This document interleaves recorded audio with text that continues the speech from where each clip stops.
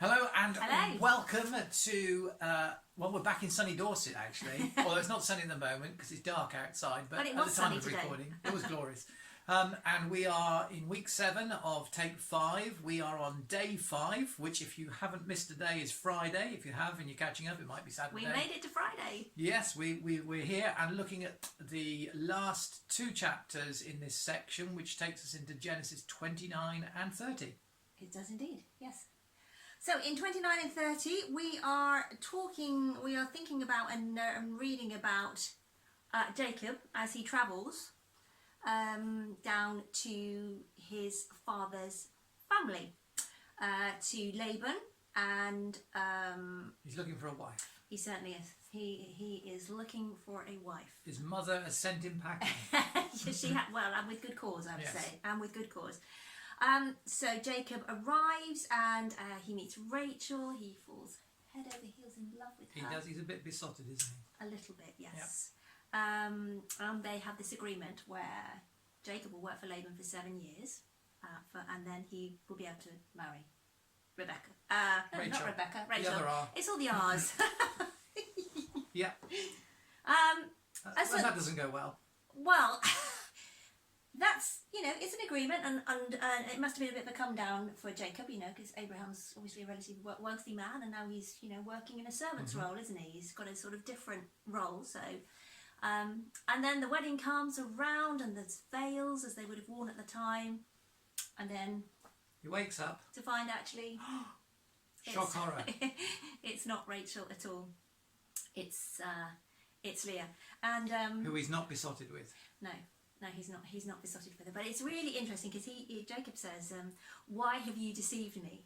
And To Laban, yeah. he says that to Laban, and you've only got to go back not very many chapters to witness Jacob doing a whole lot of lying and deceiving Yeah. as he deceives his father and takes the blessing from his brother. So it's a little bit of a, oh gosh, the deceiver is now being deceived. And we didn't touch on this when we went through that section, but Jacob's given the name Jacob because as he came out of the womb, he was holding on to or grasping Esau's heel. So they were twins, and Esau came out first. Jacob was holding on to his heel as he came out, and so they named him Jacob, which means the one who grasps the heel. But in Hebrew, the language which nearly all of the Old Testament is written in, that's an idiom, a picture of a deceiver. And his name is his character is his name. Time and again we see this. And he is sowing deception. He's sowing it, it's habitual, it seems to appear again and again. And of course, what does he reap? Deception. And there is a spiritual principle here that you reap what you sow.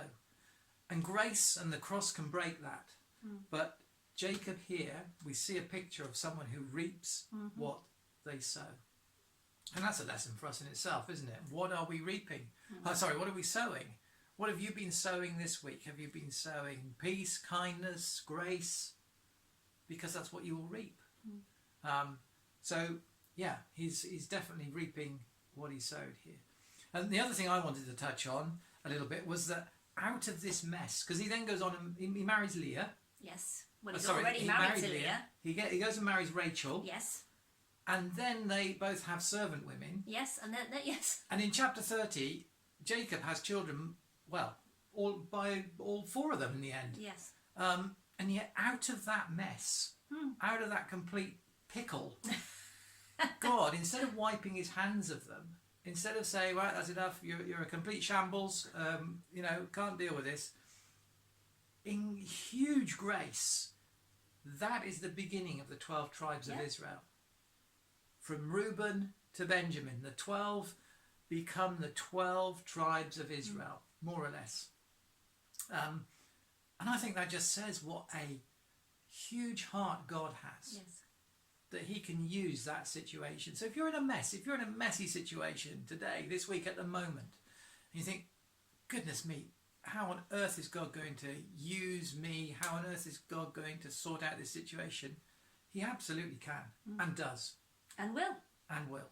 So hold on to that as well. I hope you've had a great week working through Genesis. We're handing over to Adam Clark. Look out for him Yes, here next week. He'll be a absolutely. star, I know.